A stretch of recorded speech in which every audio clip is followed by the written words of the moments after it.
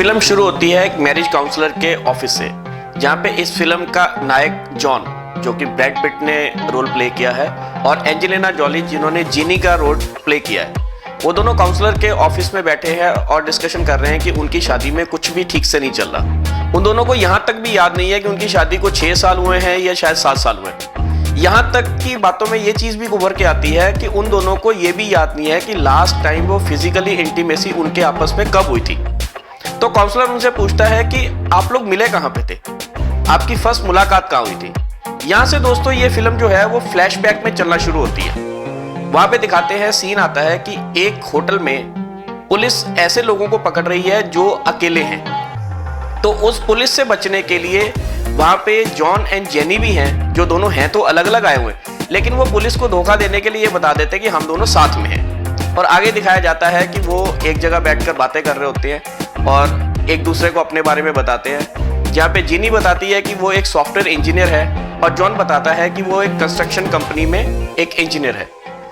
और इन दोनों की आपस में मुलाकातें होनी शुरू होती हैं। 6 हफ्ते की मुलाकात के बाद इनके बीच में प्यार हो जाता है और ये जाकर शादी कर लेते हैं। शादी के कुछ ही समय के बाद इन दोनों की शादी में कुछ ठीक ठाक नहीं चल रहा होता और इनका आपस में धीरे धीरे प्यार खत्म हो जाता है और आपस में मनमुटाव शुरू हो जाता है।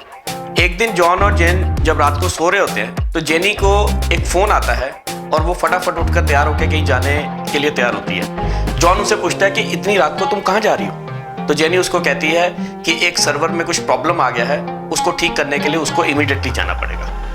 अगले सीन में दिखाया जाता है कि जेनी एक होटल के कमरे में पहुंचती है एक कॉल गर्ल के रूप में, और वहां पे उस रूम में जो आदमी मौजूद होता है वो उसका कत्ल करती है और वहां से निकल जाती है। यहां से ये बात तो क्लियर हो जाती है कि जेनी जॉन को झूठ बोलकर वहां पे आई है। दूसरी तरफ दिखाते हैं कि जॉन एक क्लब में 3 लोगों के साथ पोकर खेल रहा है। थोड़ी देर के बाद उनका एक चौथा साथी भी आ जाता है। जब वो चौथा साथी आता है तो जॉन उनके ऊपर ताबड़तोड़ गोलियां चलाता है और उन चारों का कत्ल कर देता है। यहां से पता चलता है कि जॉन भी उनके साथ वहां पर सिर्फ उनका कत्ल करने के लिए आया था। अब यहां से एक चीज स्पष्ट होनी शुरू हो जाती है कि दोनों कपल्स ने एक दूसरे को कहीं ना कहीं झूठ बोला हुआ है। एक रात जब दोनों कपल सो रहे होते हैं तो जॉन का फोन बजता है और जेनी उससे पूछती है कि इतनी रात को किसका फोन है। तो उसने कहा कि उसकी कैलिफोर्निया की एक साइट के ऊपर एक ब्रिज में उसके डैम में कुछ प्रॉब्लम आ गया है, जिसके कारण उसको ठीक करने के लिए कुछ दिन के लिए यहाँ से वहां जाना पड़ेगा। अगली सुबह ये दिखाया जाता है कि जॉन एक ऑफिस में जाता है, ना कि किसी कंस्ट्रक्शन साइट पे। वहां वो ऑनलाइन एक लेडी से बात करता है। लेडी उसको बताती है कि DI के पास एक आदमी है जिसको वो दूसरी एजेंसी को देना चाहती है, और वो नहीं चाहते कि वो आदमी उस दूसरी एजेंसी तक पहुंचे, और जॉन को उस आदमी को पकड़ने का काम सौंपा जाता है। दूसरी ओर ये दिखाया जाता है कि जेनी भी एक सीक्रेट एजेंसी में काम करती है और उसको भी वही सेम आदमी को पकड़ने का टास्क दिया जाता है जिसका जॉन को दिया हुआ है। अब ये दोनों उस आदमी को पकड़ने की अपनी अलग अलग प्लानिंग बनाते हैं। अगले दिन जेनी पहले उस साइट पर पहुंच जाती है जहां पे DIA एजेंसी उस आदमी को लाने वाली थी, और अपना ऊपर एक कैबिन बनाती है जहां से वो पूरे रास्ते पे नजर रखती है, और साथ ही साथ वो सड़क पे कुछ बारूद बिछा देती है कि जैसे ही वो गाड़ी वहां पे पहुंचेगी और वो उनको उड़ा देगी। इतनी देर में वो अपने कैमरा से देखती है कि एक गाड़ी वहां पे आके रुकती है, तो उसको लगता है कि कोई आम आदमी वहां पर पहुंच गया है और कहीं इसकी गाड़ी से उसकी द्वारा बिछाई हुई जो बारूद है वो पहले ही ना फट जाए। इतने में वो देखती है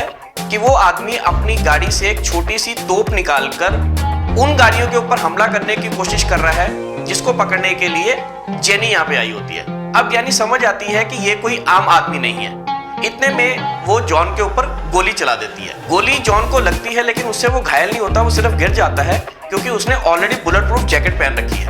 अगले सीन में दिखाते हैं कि जॉन, जिसने वो तोप उस गाड़ी पे चलाने के लिए रखी हुई थी, वो उस तरफ चला देता है जहां से उसके ऊपर गोली चली थी। जॉन की तोप की गोली लगने के कारण जेनी का कैबिन पूरी तरह से तबाह हो जाता है, और DIA एजेंसी जो उस आदमी को वहां पे लेके आ रही होती है उनको इस बात का शक हो जाता है कि यहाँ पर कुछ ना कुछ गड़बड़ है, और वो उस आदमी को वहां से लेके चले जाते हैं। और इस तरह से जेनी और जॉन का दोनों का ही मिशन उस आदमी को पकड़ने का फेल हो जाता है। अगले दिन दिखाते हैं कि जेनी का बॉस उसको फोन करके बोलता है कि अगले 48 घंटे में उसको उस आदमी को खत्म करना है जिसने उनका ये मिशन फेल किया था। जेनी को ये इंस्ट्रक्शन इसलिए मिलती है क्योंकि उसका बॉस नहीं चाहता कि किसी को भी पता चले जेनी उनकी एजेंसी के लिए काम करती है। दूसरी तरफ ये दिखाया जाता है कि जिस साइट पर जॉन ने तोप से गोली दागी होती है वहां पर उसको एक लैपटॉप मिलता है, जिससे उसको अंदेशा हो जाता है कि ये लैपटॉप उसकी वाइफ जेनी का ही है। उस लैपटॉप से उसको एक एड्रेस मिलता है, उस एड्रेस से उसको वो उस ऑफिस में पहुंचने की कोशिश करता है जहां पर जेनी होती है। जहां जॉन को जेनी के लैपटॉप से उसका सीक्रेट एजेंट होने का पता चलता है, दूसरी तरफ जेनी को भी एक उस साइट की वीडियो फुटेज मिलती है जहां पर उन्होंने उस आदमी को पकड़ना होता है। उससे कुछ ज्यादा क्लियर तो नहीं होता है, लेकिन उस आदमी के हाव भाव से जेनी भी इस चीज का आइडिया लगा लेती है कि वहां पर उसका हस्बैंड जॉन ही था। और यहाँ पर इस बात से पूरी तरह से पर्दाफाश हो जाता है कि वो दोनों एक सॉफ्टवेयर इंजीनियर या कंस्ट्रक्शन इंजीनियर ना होके दोनों ही एक सीक्रेट एजेंट्स हैं जो अपनी अपनी एजेंसीज के लिए अलग अलग तरह से काम कर रहे होते हैं। तो रात को दोनों की मुलाकात डिनर पे होती है। डिनर टेबल पे जेनी जॉन को ड्रिंक ऑफर करती है, लेकिन जॉन को ये शक होता है कि शायद उसमें जहर ना मिलाया हो और जेनी उसको मारने की कोशिश करती है। वो उस ड्रिंक को फ्लावर पॉट में डाल देता है। दूसरी तरफ जब जॉन जेनी को ड्रिंक ऑफर करता है और वो बहाने से नीचे बॉटल गिराने की कोशिश करता है, लेकिन जेनी उस बॉटल को पकड़ लेती है और थोड़ी देर के बाद वो जानबूझ के उस बॉटल को नीचे गिरा देती है। नीचे गिरी हुई जगह को साफ करने के लिए वो कपड़ा लेने के लिए दूसरे कमरे में चल जाती है। आगे दिखाते हैं कि जॉन भी अपने कमरे में जाता है और वहां से बंदूक निकाल के ले आता है और वो जेनी को ढूंढने की कोशिश कर रहा है। इतने में उसे एक गाड़ी के निकलने की आवाज आती है, तो उसको शक हो जाता है कि जेनी वहां से भागना चाह रही है। वो उसका पीछा करता है। इस दौरान उससे गलती से गोली चल जाती है जो जेनी की गाड़ी पे लगती है। जेनी को लगता है कि जॉन उसको मारना चाहता है। जॉन जेनी की गाड़ी के आगे आके खड़ा हो जाता है। जेनी वहां पे गाड़ी बिना रोके हुए उसके ऊपर गाड़ी चढ़ाने की कोशिश करती है, तो जॉन चलती हुई गाड़ी में आकर बैठ जाता है और जेनी को बोलता है कि हमें बैठकर इस बारे में बात करना चाहिए। लेकिन जेनी उसकी बात नहीं सुनती है और चलती हुई गाड़ी से छलांग लगा देती है। आगे जाकर दोस्तों उस गाड़ी का एक्सीडेंट हो जाता है। इस एक्सीडेंट के बाद जॉन और जेनी को शॉक लगता है कि शादी के इतने साल होने के बावजूद भी उन दोनों को उनके एक्चुअल प्रोफेशंस का पता ही नहीं चल पाया। अगले दिन जेनी घर जाती है और जॉन का सारा सामान उठाकर वहां से निकल लेती है। जॉन भी जेनी का पीछा करते हुए उसके ऑफिस में एक दूसरे दरवाजे से पहुंचने की कोशिश करता है। जब जेनी को पता चलता है कि जॉन पीछा करते हुए उसके ऑफिस तक पहुंच गया है,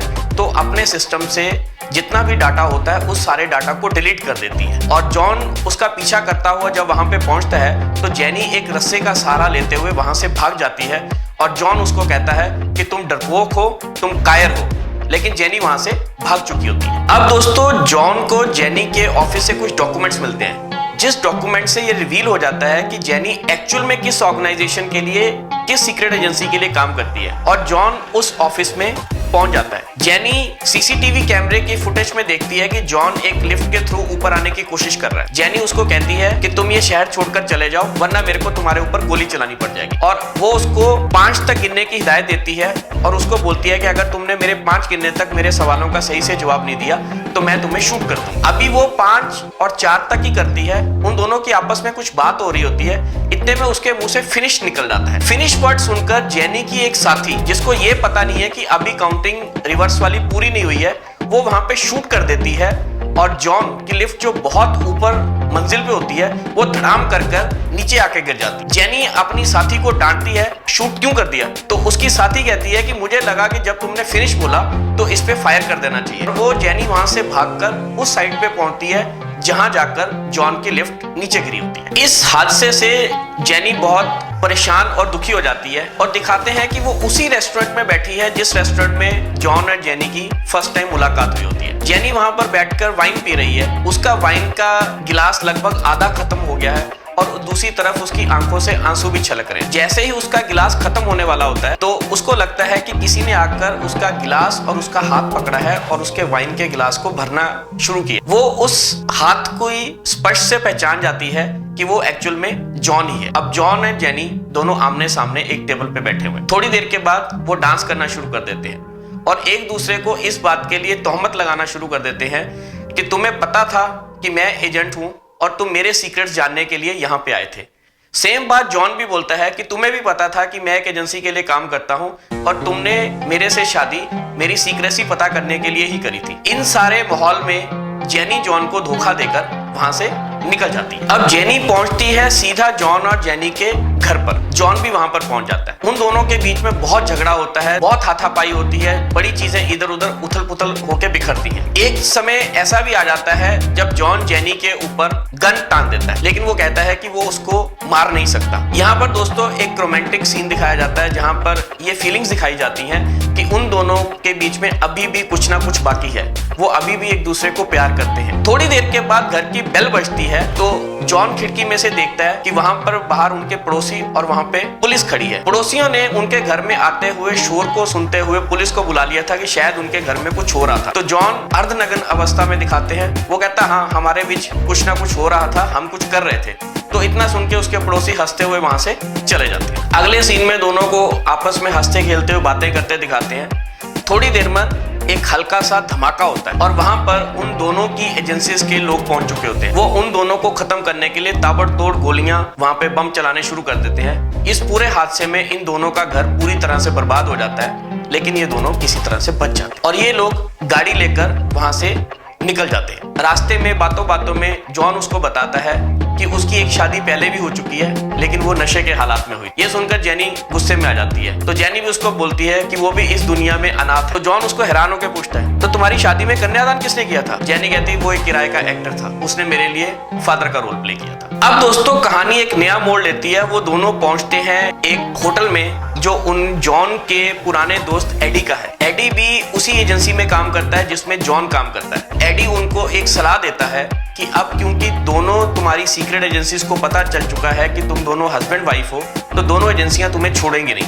और अगर तुम दोनों को बचना है तो तुम्हारे पास एक ही रास्ता है, तुम उस आदमी को ढूंढो जिस आदमी को ढूंढने के लिए तुम दोनों के एजेंसीज ने तुम्हें काम सौंपा था। दोनों उस आदमी को पकड़ने के लिए एक प्लान बनाते हैं। उनको पता चलता है कि वो आदमी एक बिल्डिंग में छुपा हुआ है। वो किसी तरह उस बिल्डिंग में जाते हैं और उस आदमी को किडनैप कर लेते हैं। जब उस आदमी को किडनैप कर लेते हैं तो दोनों उसको सामने बिठाकर पूछते हैं कि वो आदमी कौन है और उसकी एजेंसीज वाले उसको क्यों मारना चाहते थे। पहले तो वो आदमी कुछ बताता नहीं है, लेकिन जब दोनों उसके ऊपर सख्ती करते हैं तो वो आदमी बताता है ये जो सारा प्लान था तुम्हारी दोनों की एजेंसीज ने तुम दोनों को मारने के लिए बनाया था। तुम्हारी दोनों एजेंसीज को ये पता चल चुका था कि तुम दोनों आपस में शादी करे हुए हो और उनको कहीं ना कहीं ये डर था कि तुम दोनों एक दूसरे की एजेंसीज का सीक्रेट एक दूसरे से शेयर ना कर दो।